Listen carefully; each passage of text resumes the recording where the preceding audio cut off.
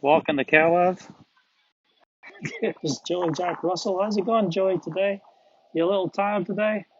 I'm down at this little park area right now, and there's no one playing in the park, but you can hear the music and people partying in their homes, people in their swimming pools, enjoying the nice afternoon. It's only just been 120 seconds ago since new sirens went off in Tel Aviv, just 45 kilometers from here.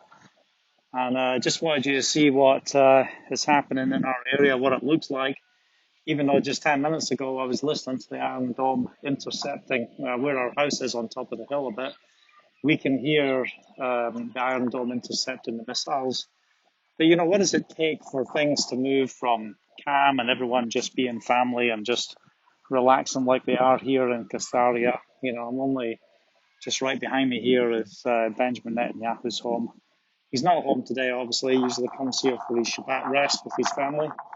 But today, he's in the war room in Jerusalem and Tel Aviv. But I wanted you to see what it's like in other parts of the country in the midst of the war, when we've got areas that have missiles raining down on them. They're racing in between the bomb shelters, trying to live a normal life. And in the areas that are not under attack, people are escaping to these areas and just trying to relax. I haven't seen the fighter jets for a little bit, but this is the skies down here on the beach here where the fighter jets will come down, going south down the Mediterranean towards Gaza. So it's definitely been very active here today with Hamas firing many rockets into Israel.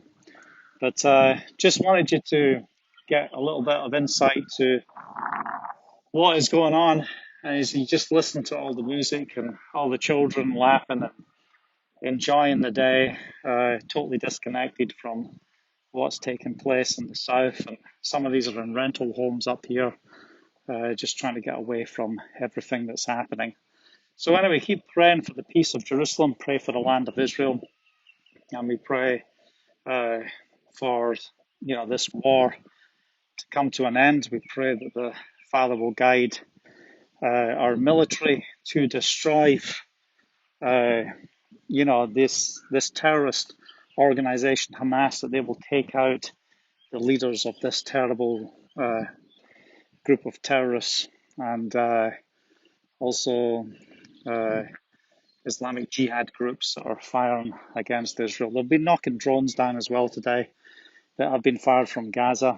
So we continually rejoice at the protection that the Father has over this country as well. And we pray for those who are in the line of fire. But I wanted you to see what it's like in an area where there's not missiles coming in, but saying that, only last night at 11 p.m. there was a family driving back from Haifa on the 2, and right next to us is a Arab village, and the police were so busy containing the violence and everything that was going on in the Arab village, they weren't guarding the road. And this family with 2 children in the back seats, sleeping, driving back from Haifa, going southwards, they were attacked by 6 Arab youth who threw rocks into their car, smashing the front windscreen and only missing one of the children in the back by inches as the father tried to negotiate and his way through them at high speed, to identify how to protect his family.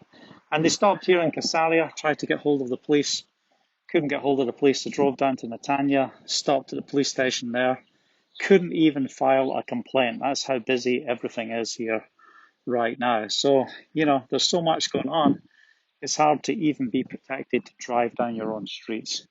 So the truth is, you can't really go out at night. You need to just wait. But in the day, we kind of come back to some form of peace. But the question is, how long will it take before even an area like this, where we live, will become part of this war if it expands to this area. So anyway, we just appreciate everyone who is praying, standing in the gap. But I just wanted you to hear and see a little bit of insight that what's happening in other areas of Israel. And you've got to remember that many people here in Israel were used to the war, we're used to attacks and bombings and terrorist attacks. It's something that most have grown up with, and I'll never forget being here in 2002 and witnessing bus bombs in Jerusalem and just restaurants being blown up and all the crazy things that were going on during the Second Intifada. And here we are moving into an unrest. It's not just rockets, it's also all of the riots and all of the anger and aggression that's going on around the whole country. So it's not isolated. So the rockets might be isolated to some areas, but in the evenings, where is the safe zones in this country? You know, anything can happen anywhere. So we appreciate everyone who's praying for a land of Israel, and I look forward to giving you an update and broadcasting later from the studio here in Caesarea.